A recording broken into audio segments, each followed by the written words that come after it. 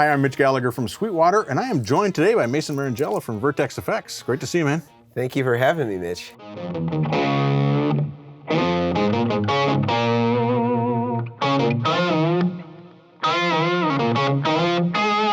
I have been keeping you busy for a couple of days here. You've been building pedal boards like crazy. Yes, I've been standing over a soldering iron, but it's meditative. I like it. Yeah. Well, we want to talk about this pedal board that we have here today because it's got some really cool features thanks to you, but it also has a very specific purpose. And that's that it's a silent stage board, which works great for worship applications, recording studio, rehearsals, Absolutely. practice at home, all kinds of different things. So, well, let's start with the board. What kind of board are we looking at here? So we're looking at one of our Vertex pedal boards. It's got a hinged riser on it, so this allows us to duplicate the surface area beneath the riser on top as well. So then that way we're able to hide the power supply, hide some of the signal routing and things like that, where ordinarily you'd have to be much deeper than we would be for this pedal board in order to accommodate everything on a normal flat surface or tiered surface of some kind. Right. The other part of this that makes the board work is you custom built a interface box for this, but you're also offering interface boxes, right? Yeah. So essentially, when we spec this thing out, we didn't have the concept of our actual standalone interface boxes, but this actually incorporates all the options that would be available in the standalone unit so that you can do mono, you could do stereo, you could even in ours do wet, dry, wet, and all the 4 cable methods and things like that. But we basically created a different version that was custom just because it didn't exist yet. So you got kind of a one-off version that was sort of the pre-release to the actual release of the custom interfaces. I feel very special. So when we first started talking about this, the point of this board was that I wanted a board that I could grab it and go, and primarily used for playing at church where we don't use any amps. We just run straight into the console. When I posted pictures of this board onto to Facebook, I got a lot of questions about how you do that, where the amps are and everything. And the key to all that working is this iridium pedal right here in the middle. So that takes us from having a dry, just straight guitar sound straight into the mixer, which is kind of not so hip. Dry and gross. Right. When we engage the iridium, you have your choice of Fender, Vox, and Marshall amps and 3 different cabinets for each one. And so it creates the effect of playing through an amplifier. So I'm actually on a Vox here. There's a little bit of a room effect there just to give it a little bit of depth. And then we also have a favorite, and I've got that same amplifier with just a little more gain. So I've got my 2 amp sounds there, my clean sound, my dirty sound, and that's what I'm delivering to the board. It's incredibly convincing. Yeah, it really works well. It really works well. Responds well to volume, and I'm a big fan of that pedal. And of course, there are other ways to do that as well. There are other pedals and things that will let you do that ampless thing. So I came to you and said, man, I want to have this board. I've got the sounds in mind that I need to have, but I want it to be nice and compact, but still usable. So talk a little bit about what goes through your mind when you hear that as far as the layout for a board and making it all work. Yeah, so for any sort of board that we're going to be doing that's incorporating, whether it's amp or ampless, really the approach is pretty much the same sort of thing. You're wanting to have your drives and sort of the what I consider the non-processing effects. Some people consider distortion technically processing, but I think about delays, reverbs, modulations, kind of more the process tones. And just like how we did in this situation, we keep some of those after and some of those before, depending on your taste. So like in this example, we got delay and reverb coming after the iridium. So we're kind of almost using it in that context as almost like how you would do a 4-cable method where you would kind of use the iridium as like the preamp, and then you would have between the preamp and power amp your processing effects, delay, and reverb. Like an effects loop kind of. Exactly, like an effects loop. And so you can achieve that and still have all the great tones that you've dialed in with the iridium, and then have your kind of wet stuff coming after it, so the stereo delay, stereo reverb. And then we decided to put chorus in front of that. And I think I agree with this technique. There's some people that might put it after the iridium, but I really like it before, because most of the iconic people that we recognize chorus from, like I think of the Police and like Andy Summers and people like that, they were always an in front of the amp kind of effect for those type of players, where I really hear this generation of chorus, like a CE2 would have come out in the early 80s. Right. So that was certainly an in front of the amp sort of effect. So I think here it really works in sort of maintaining the authenticity, but we get all the clarity of the delay and reverb by coming after the iridium instead of running it into an amp that has a little bit of gain, which we're simulating here in the iridium with the AC30 style sound. Right, which I think that works better. I think having the delay and the reverb after the amp, I agree, just speaks better, keeps things nice and clear, keeps it dynamic. Absolutely. Also sounds good in front and and if that's your choice, that's great. Sure. It depends on the sound that you're after, but for the clarity I wanted them after. Yeah, this is certainly more of like a studio approach to kind of how you do this sort of thing. And I think if you're talking about, church tones and stuff like that, you really don't want to be competing with those repeats by having it going into something that's a little dirtier of an amp. So running them after, I think in this context, makes a whole lot more sense. I think so too. Well, let's trace down the signal path here. First of all, we've got a Strymon Zuma power supply. Excellent. Best of the best. And you wired that up. And one of the things about this board, as you'll be able to tell, even when we engage the drives, is that it's perfectly silent. I mean, there's just no noise from the board itself, which is so cool. But what happens is we come out of the guitar and we go into your interface box. Yep. Now that has some electronics in it, right? Yeah. So we have a buffer here on the input of the rig, and it doesn't have any output buffers, which I would normally do. The reason why we don't is that we're running it after the Iridium, and so we're already really low impedance. The Strymon output buffer on the Iridium is super low, 100 ohms. So we have plenty of line driving ability to carry whatever's coming after that and drive that back, to the mixer in this particular situation. So there's really no need for it there. We just have an input buffer on here, and then the rest of the throughs are all passive. So in layman terms that I can understand, basically what the buffer does is kind of conditions the signal and gets it ready and kind of drives it through all these other pedals. So it's doing two things. The first thing it's doing is it's loading the guitar pickups so that the guitar believes that it's plugged into an ordinary tube amp. So I've matched the input impedance of the buffer to basically simulate the same impedance that you would get plugging into 99% of your tube amps, which is 1 meg ohms. Got it. And then I convert it when it goes out of the buffer to a super low output impedance at 100 ohms. And basically, when you get that low, that just means it's going to be able to drive through all the pedals and not have any loss or any change in tone as a consequence of running through all these different pedals. So the buffer is really critical at just maintaining the integrity, especially on the input as we did here, whether you're running into an amp or you're doing an amplify system like this. Right. Right. So typically the way I like to set my effects up is I have certain effects that are in front of the amp, and that would include the overdrive pedals, which we'll talk about. And in certain processes I also like in front because they tend to affect what's happening with the distortion. So in this case, I think if I remember right, we're coming out of the buffer, the interface box and the buffer into the sub and up, which is an octave pedal. Yes. So we've got...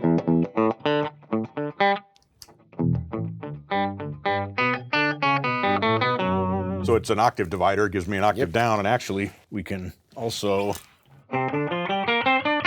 do an octave up, or you can do both. But for most of what I'm doing, most of my applications, I tend to just have the octave down. Yeah. And that feeds into the distortion well, I find. Yep. If I turn on, again, our distortion here,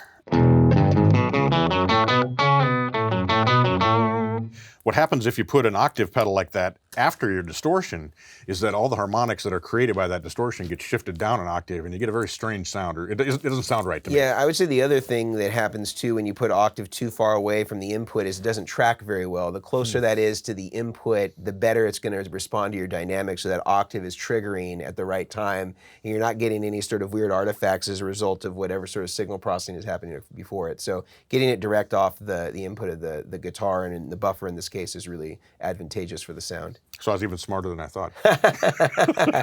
Yeah, I mean, I knew there was a reason. Yeah. So we go into the octave pedal, and then we're going into the tremolo, right?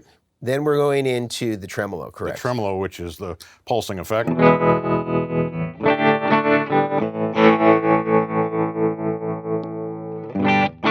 And this is a pipeline tremolo from TC Electronic. Does a ton of different sounds, super versatile. And actually, the way it's set up is you can tap the tempo in by hitting your guitar and telling it what the tempo is, which doesn't matter a whole lot to me, but Pretty cool it is a cool feature. feature. Yeah, it is a cool for sure. feature. From there, we're going into the Archer, and this is a Jeff Beck version of the Archer, and it's basically a Klon type pedal. It's a fairly clean boost. I'm using it for a little bit of just girth and a little bit of gain boost. And then when we have the distortion on the Iridium, so there's a little bit of gain inside the Archer, but mainly I'm boosting a little bit of level, just kind of punching it out there. Such a great pedal. It's my favorite Klon clone. It's really dynamic, is what I like about it. And with the Jeff Beck mod, it's just a little bit more open, a little bit more articulate. So that's our first gain pedal or distortion pedal that we hit. The second one is the Dude, which is also from J-Rocket, and that's sort of a recreation of a D-style Dumble-style amplifier. So with the clean,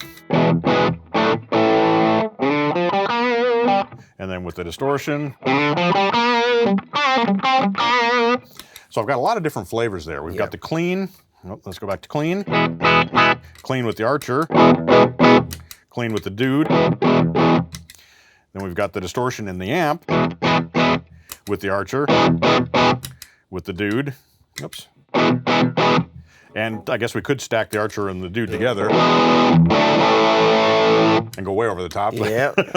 I probably don't go that far very often. I don't use that much gain very often, but it's there if you need it. Right. If you need to just go for that face melting solo. Yeah, exactly. Which I guess I do that pretty often.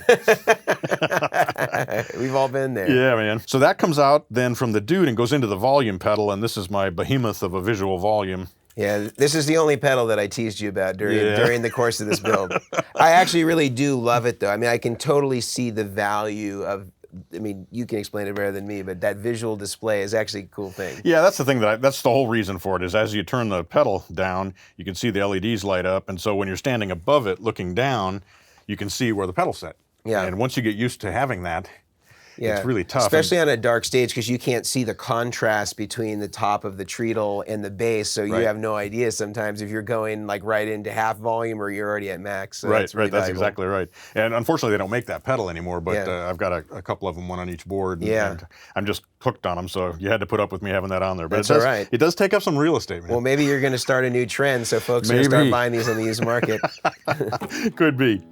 Okay, so then we're coming out of the volume pedal, and we're hitting a special feature in your interface box. Yeah, so what I did is I put an insert loop into it, and some people refer to this as an audition loop. And so basically what it is it allows you to wire an external pedal off the pedal board, but in the middle of the signal chain. So in this case, it's after the volume pedal, but before we go into the chorus. So this can be kind of an audition spot or a pedal du jour, you might say.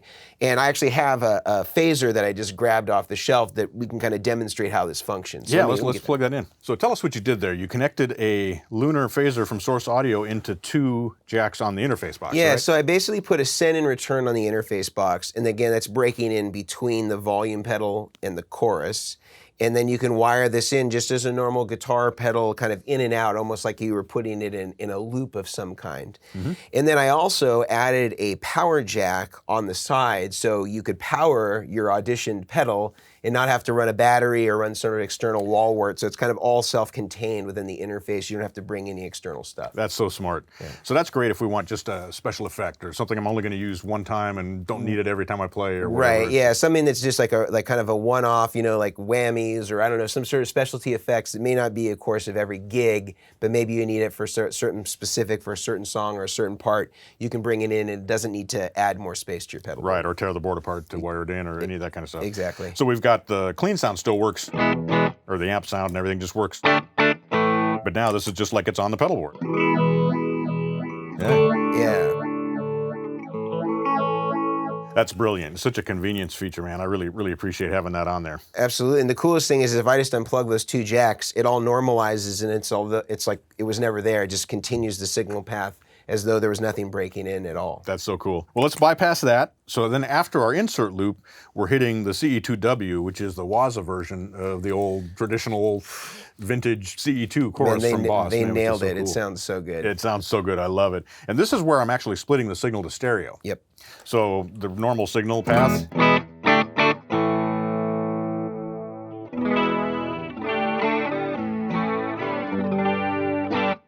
That's just such a great sound. It's so lush. So cool, yeah, I love it. And I love that it's stereo because the original one was not. That's right. That's exactly right. Yeah. Yeah, so nice. I could just play that all day.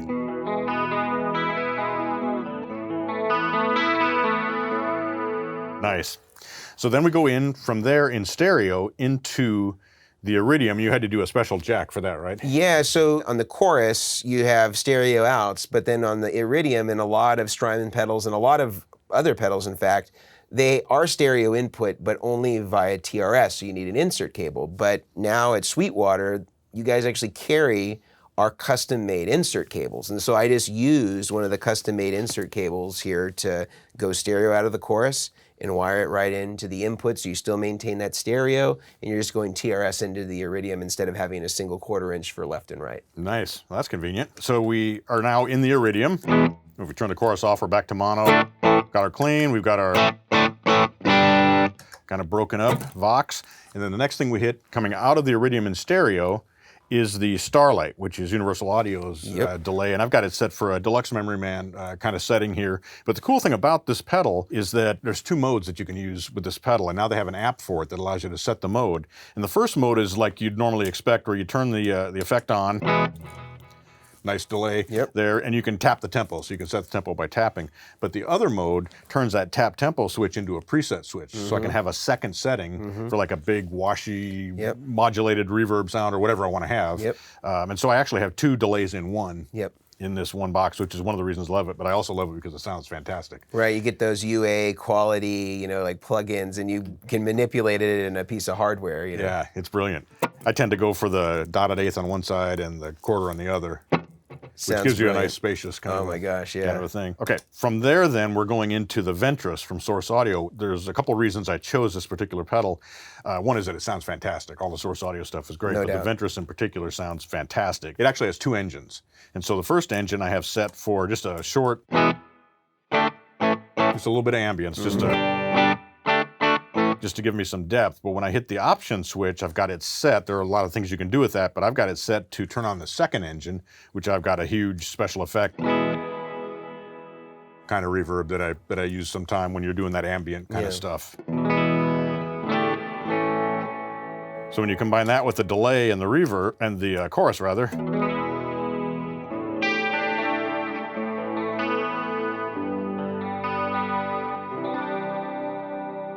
that's just a beautiful, beautiful ambient kind of tone that works so well in a lot of different situations. And being able to switch among all those different sounds makes the board, we can go from basic reverb to add some delay. And then add some drive on top of that.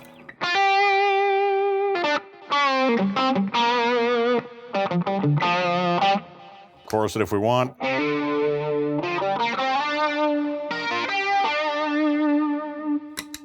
So many different options with this board. I'm just thrilled with how it's worked out to take me from a clean amp to huge ambiances and all kinds of overdrives and things. So for such a compact board, this is 14 by 17, right? 14 by 17. Gives us a lot of options. Gives you a lot of options. The thing I think is even more impressive about this is like a lot of times, especially when we're thinking about like church gigs and stuff like that, a lot of people feel the necessity to have a switcher.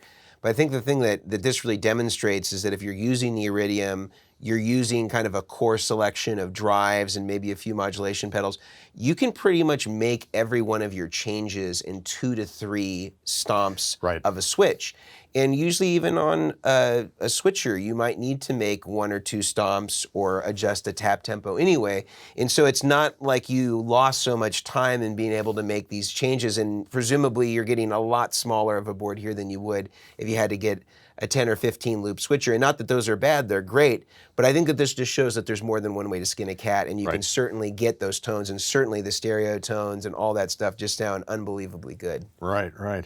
So part of that is the smart layout, and that's looking at what do you step on the most and trying to get that down in this front row. And certainly the drives are on and off a lot.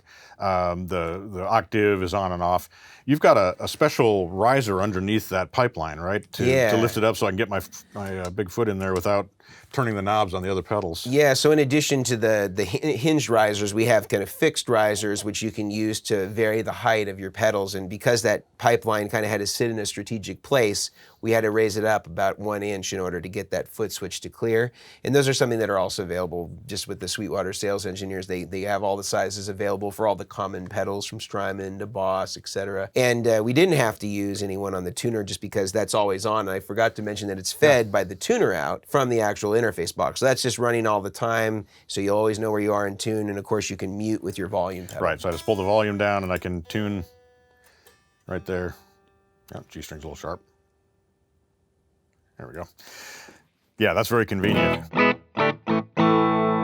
Yeah, man, the whole thing just flows so well, and I have to point out the gorgeous job you did wiring all this stuff. I mean, it's so neat and it's so clean. All I was using was our Pedalboard's Essentials kits, which we sell right here at Sweetwater, and it's just packages of zip ties and tie-down mounts that are kind of bundled together into one bag. And then I also used our power grip pedalboard adhesive to put everything down. And we were going through it when I was doing it. And some of these you can't, if you don't want it to move, it's not going to move. Right. It comes in packs of 10 feet, which is about equal for about 10 pedals. Realistically, if you wanted it to be easy to take off, you could use quite a bit less. I usually recommend 1 foot per pedal in terms of the side that goes on the pedal, the side that goes on the bass, and that's pretty much going to be perfect for anybody. And I would challenge anybody to try to rip that off with their bare hands after you've given it the adhesive a little bit of time to cure, maybe a couple hours. It is really hard to get off. And if you don't want your pedals moving around, I know I've been in a situation where I show up to a gig, I open the case and my pedals were floating everywhere. This has removed that whole problem. And if you want to change pedals, it also isn't going to leave that mess of adhesive where you're scrubbing away with Goo Gone or whatever it is to try to get the adhesive off. It comes off clean, it goes on clean. It's a really, really nice solution for people that want a really, really nice stuck-on pedal that's not going to be moving around. Right. Getting back to the cabling, you're offering different lengths of cables, so somebody can just buy a variety of cable lengths and wire this all up, but you actually custom soldered these. Yeah, I custom soldered all the lengths of these cables, but we also offer, in addition to standard lengths, I think we offer in 6-inch increments from 6 inches up to about 42 inches through Sweetwater. We also offer the option where you can just talk to your sales engineer and actually spec out whatever cable lengths you want down to the nearest half inch. So you could literally make it as customized as we made it here for you, and you can order that completely and all through Sweetwater, and not just the audio cables, also the power cables as well. I all customized every single one of those so they could fit exactly the same sizes. So everything went into the Zuma perfectly. Right, which made the hardest part about the whole thing was choosing the pedals because you were customizing it. But you did actually allow some slack, so I can swap things around if I want to. Always a good idea. If you have an ability to kind of loop some cables back, like I think a good example of that is kind of around the chorus where you can see kind of loop the cable back in. If you wanted to try something with top jacks, you wanted to try something with side jacks, you have the flexibility to have some modularity, because sometimes if you just lock in the cable too tight, then you're kind of always stuck with that configuration. So I wanted to give you some flexibility in what you did. Right. And the other thing with cable length that I learned watching you do this is you don't make these cables like tight. You want to allow some relief there. Yeah, we want to allow a little relief, and you can kind of see that in terms of like where it's wired into the interface. That they have a nice kind of curvature that goes in. It still looks neat, but we don't want to pull anything taut because stress on a cable is kind of the kiss of death. And we are using all soldered across the board, and that's always the way you want to go. You want to have a gas-tight connection that is absolutely ensuring that there isn't going to be any oxidation of the connection. But I think as long as you're making sure that not only is it gas tight, but it also has a little bit of relief, is just going to help the cable make sure that it really lasts a lifetime. And everything that we made here as far as power cables, audio cables, all that stuff, all has a lifetime warranty. Amazing, amazing. And it all worked first time we plugged it in. Yeah, There's no troubleshooting required, no nothing, just plug it in and go. Yeah, we didn't even test it once as we went through, and we were kind of waiting to test it all at the end, and plugged it up and worked great, and then went through and beat up on it to make sure that there weren't any failures that we can induce. And man, this thing was rock solid, and it really, really does sound, I mean, dead silent. Yeah, there is no noise at all. It's just, man. I mean, this thing is on right now. Yeah. If there's any noise, it's typically from the guitar. You're right. Especially with single coils you'd have or whatever. But man, I am so excited to get this board on stage, to get it home, practice through it. What I do is I run it into a stereo headphone amplifier, and I can practice silent that way, which is a lot of fun as well, especially in stereo. Yeah, well, this is great for me, and I always love to work with great players like you, Mitch. And it helps me understand more about like the approach, because every player has a different approach, and the more I know about different players, their tastes, their profiles, that's part of now the lookup index that I have when I work with other players. So thank you for being the guinea pig for some of our new products and cables and the Pedalboard. It's been a pleasure. That's super exciting. Oh, I forgot one thing. The air turn is essential for me also, because I put all my charts on an iPad. So I've got an iPad Pro with all my charts for whatever band or whatever worship service or whatever, and the air turn lets me turn the pages up and down. That's a handy thing. I didn't even, when you told me about it, I didn't even know what it was. Yeah. It's a little Bluetooth pedal is all it is. I was like wondering when I saw it, I was like, where are the input and output jacks? What kind of pedal is that? It doesn't make noise. Anyway, so that's another one of those cool features on this board, is that I'm totally self-contained. I put my iPad on the music stand, plug in my guitar, run a couple of lines into a direct box, and How convenient. making music. Yeah, it's so incredibly cool. convenient. And it's tiny and lightweight, and I just love it. I'm so grateful to you. Yeah, man, it was literally my pleasure. It was good to hang out with you. And it should be said, we hung out the whole time as I made this thing, and so it was really cool just to be in the process with you and show you what it is that I'm doing. I'm really happy that we were able to get this together for Yeah, you. thank you, thank you.